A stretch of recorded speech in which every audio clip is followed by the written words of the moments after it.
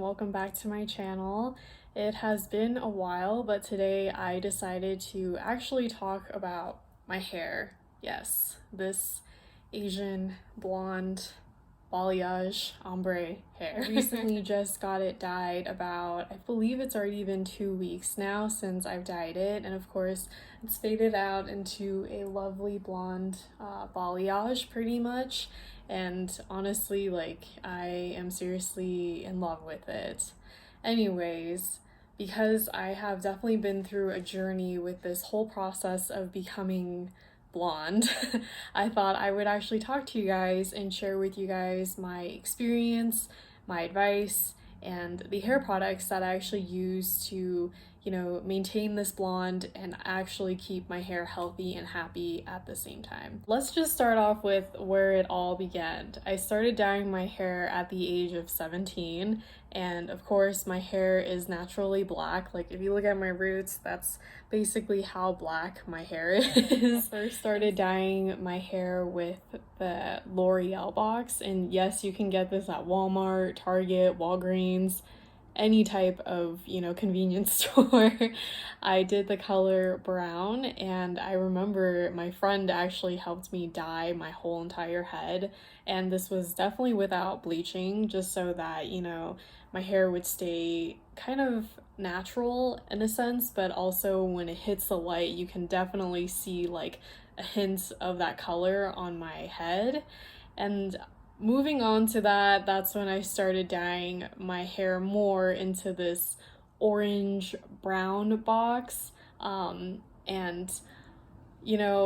I thought that this would be a good idea to start slowly lightening my hair, because I did this about almost every single month. I would do that, and I remember later on around, I think when I was 19, I moved on to the actual Asian hair box dyes that are like, either it's like Korean based or Japanese based. I'll link all that stuff down below if you're interested in what I'm talking about. But yeah, I started doing that, and of course, surely but slowly, my hair slowly started turning into brown, which was honestly really awesome. And if you're wondering what type of dye that I like with the the color boxes, I really love the foam ones, just because it's just so much easier to dye your hair with, and such a smoother process being able to get all the hair and not be able to miss anything out. So this is just FYI if you were curious or interested in that. It wasn't until I was 21 that's when I went for the full whole ombre idea, just because I was just so in love with it, just seeing it on Pinterest and seeing it on people too. I was like, I want that for my hair. And I've always wanted blonde in my hair too, I'm not gonna lie. So I actually found a stylist, all thanks to my cousin, and I should say cousin's friend. I actually booked an appointment with my cousin's friend's stylist, and she definitely helped me achieve the ombre effect, and it was more towards the bottom of my hair and just getting specific blonde pieces in there. And my god, I fall in love, seriously in love with it, just because it just looks so good. Sadly, when I tried to book another appointment with that stylist again, way a year after, I couldn't get to her just because she was actually quitting her job and going back into beauty school to learn more things. So that's when I kind of just went through the motion of going to different stylists, and I went to 2 of them at least to try to do that ombre effect again, and it just wasn't the same, just because they kept giving me highlights if anything, and that was just not what I wanted. I wanted more of my whole hair to be ombre completely. But I guess, I don't know, maybe I was just asking for the wrong thing or something. But later on, I actually wound up finding another stylist, and this time, I actually did my research and I looked into this stylist's profile, and I also looked on her Instagram, which I highly recommend. That way that the stylist is able to do what you want and the type of hair they're working with, you know, you have a better understanding of the hair that they are working with. I found her, and I definitely booked an appointment with her just to do a consultation. And at the same time, I remember that was the time when I was 23 and going through a breakup, and I just like chopped off all my hair basically. And she helped me do that too. Like, she literally chopped off 7 inches of my hair. And you know, that was the time where I was actually getting to know her and what type of personality she is. And you know, I definitely mentioned to her what the next plan was for me was to go blonde. And you know, we both talked about it, and I wanted to make sure with her exactly that. You know, I wanted full blonde. I do not want the highlight thing going on. I don't want just pieces of my hair to be blonde and some parts to be black. I want literally the bottom part to be blonde and this to fade, you know, as a nice balayage. And you know, that's what we talked about, and that's, you know, what she told me was that, you know, that is what you're going to ask for, is a high balayage. So I had to learn that one the hard way, I guess. But you know, that's what I got. During the second session when I went in with her, we did the whole bleaching process for that balayage. And I remember the first time when it came out, it turned out to be more gray than blonde, which I want to say right now, like, this process is normal because, you know, the hair color I had was like between brown and black after I chopped off my hair. And, you know, that was what's gonna help blend everything basically. And once it starts fading, the gray, it's gonna transition into a nice blonde. After that time going to that stylist, I actually wound up going to a new stylist again, just because, you know, I just wanted a place where they understood and knew how to do Asian hair. So I actually Googled that on Google pretty much, and looked up Asian salons and Asian stylists in Denver, just because there's not a lot of, you know, stylists who know how to do Asian hair and understand how to do that process. So I just wanted to be more confident this time and felt, you know, really good, like that this stylist knows what she's doing, and you know, get a better feel of what's gonna happen next too. And of course, I did wound up, you know, finding a new stylist, which was great. And you know, I've been with her for a year now, and she is the one who basically got my hair to do this pretty much. And you know, being within her sessions, I've had 2 major, you know, bleaching blonde balayage sessions with her, and you know, I really liked it a lot. Just so you know, each of the sessions were very different. Like, I remember the first session, it was all about that bleaching and coloring, just because, you know, my hair was different color tones at the time. And I remember the second time, it was more of an ombre effect, that way can balance the black on top of my head pretty much, and having the blonde fade into a very nice smooth transition. And of course, the last time I did it, which is this now, I didn't even really have to do too much coloring. It was more so just, you know, doing the roots and the topper medium part of my head, just because like it was just this weird brown black kind of thing going on, and then there's the blonde. So we just wanted to make sure everything faded into, you know, blended in nicely pretty much. And for the bottom parts, it was just more about toning it, because the bottom of my hair was already blonde enough. Now that you have the full, I guess, background of what's been going on with my hair, I thought I would move on to the advice part that I have for, you know, all of you who, you know, would like to be blonde and that have black hair like me, or Asian hair, I guess, going into blonde and maintaining it and keeping it healthy and nice. First thing I want to mention is that it takes time to become blonde, especially if your hair is naturally black like mine. You can go full blonde if you want, you know, like I go in and ask your stylist to be like, hey, just dye my hair whole blonde. But to me, like, I thought about the long run with, you know, keeping my hair healthy, and, you know, I thought about just basically having multiple sessions and taking my time with it was actually going to be a better process for my hair in general, so that I don't damage it and I don't get hair loss as quickly too, just because when you dye your hair, you are putting chemicals in it where, you know, you are thinning out your hair as well. So I thought about that in the long run, and of course my stylist definitely agreed with me. But you know, if you want to go full blonde, all power to you. Don't let me stop. I just truly believe that, you know, the key in keeping your hair healthy and happy is to just, you know, take things slowly and make sure that you are, you know, doing other things outside of the dyeing and toning process to maintain your hair and to keep it healthy and happy. I usually wait to 6 to 7 months before getting my hair done with, you know, the whole bleaching and toning. So for the first time when I got the whole gray, it was in October of 2018, and then when I did the blonde with my new stylist, my stylist now, was in May 2019. So if you count that up, that's a total of 7 months.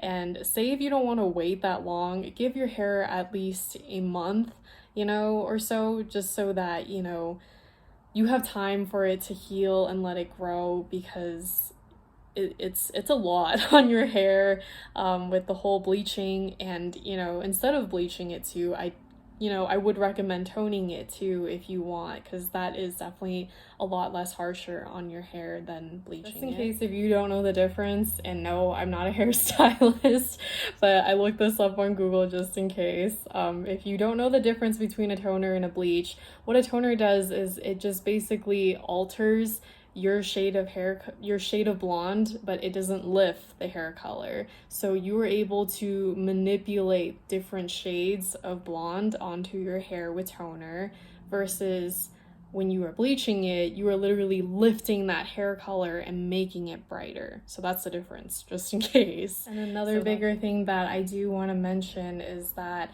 it is not cheap to do the whole bleaching and coloring balayage ombre sessions at all. It is an investment in being blonde. So if you're really considering being blonde, make sure that you are literally ready for this investment. That's why I like having separate sessions too, with the whole blonding process, I guess, coloring process, bleaching process, whatever you want to call it. Just because, you know, not only is an investment, but, you know, it helps me kind of budget for this, for my hair, and as well as also, you know, having the benefits of keeping it happy and healthy too. When I say that it is investment, I truly do mean that, because like, even though your stylist can give you that color of blonde on your hair, it is up to you to maintain that blonde and also maintain, you know, keeping your hair happy and healthy. And of course, if you're trying to grow it long and luscious, that is definitely all on you. I'm going to be jumping into the products that I use to help my hair, you know, stay happy and healthy and also beautiful at the same time and not, you know, thinning out and being damaged and whatnot. So the first two products are my shampoo and conditioner. This is the Renewing Argan Oil of Morocco shampoo and conditioner. So I use, excuse me, burping a lot. I use these two shampoos because, you know, they work really well for your hair, especially if, you know, it's been dyed and processed too. Also, I do want to recommend you reading the ingredients within your shampoo and conditioner. You know, you don't have to use these two. You can definitely use other ones as well.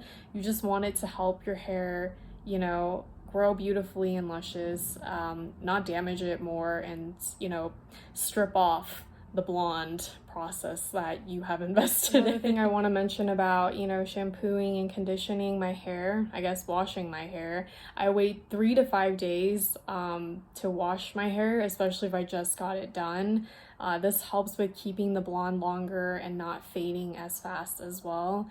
I know, like, to some of you that's like really disgusting that I don't wash my hair for that long, but you know, it is actually proven fact that it is actually better for you to not always wash your hair every single day. The next one would be my dry shampoo.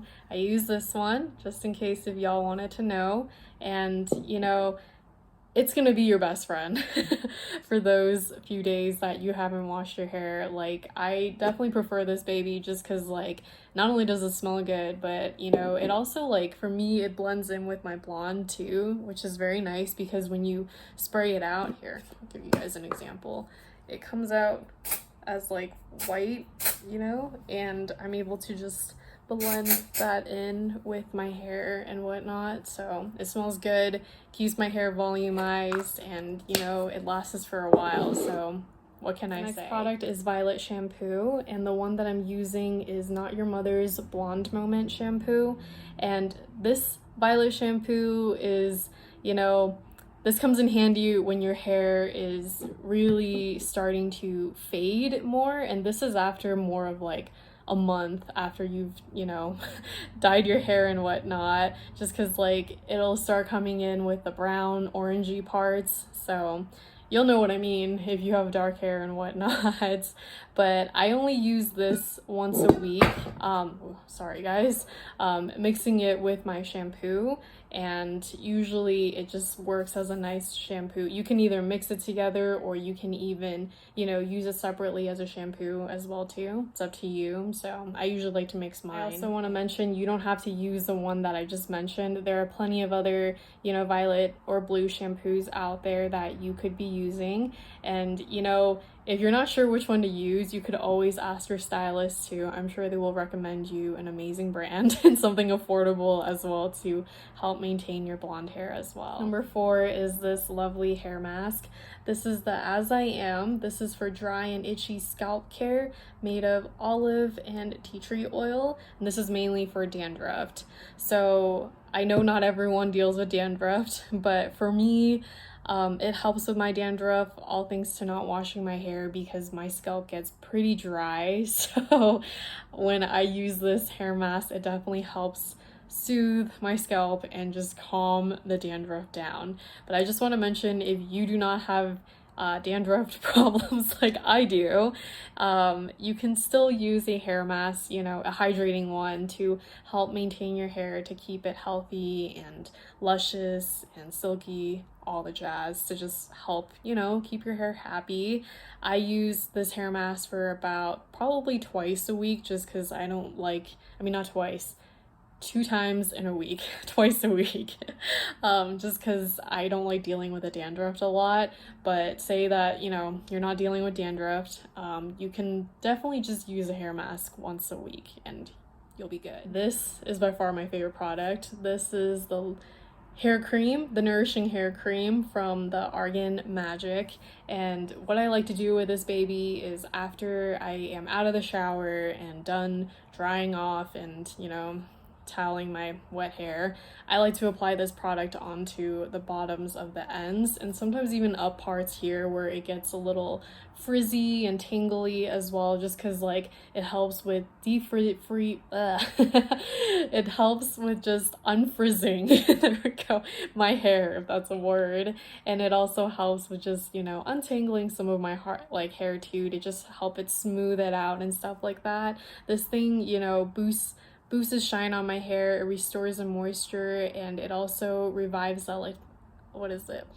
Elasticity, can't say that word right now, to my hair. But yeah, like, this thing is just freaking amazing. It's just pretty much a leave-in styling cream, and I highly recommend this if you dye your hair and you have, you know, some I guess damaged parts on the end of your hair, because this is definitely going to help revive the smoothness and just keep it healthy and happy at the ends, because this is, you know, you gotta need this to live if you want this to keep growing as well. And after using this product, I just basically use my wet brush, which goes into number 6. I use my wet brush to just brush out my hair, and it's, you know, it just does a nice job in distributing the whole product of my hair cream, and also, you know, giving me a nice transition if I want to blow dry my hair or just let my hair air dry and I'm not dealing with any, you know, tangles or frizz in my hair, and my hair is nice and smooth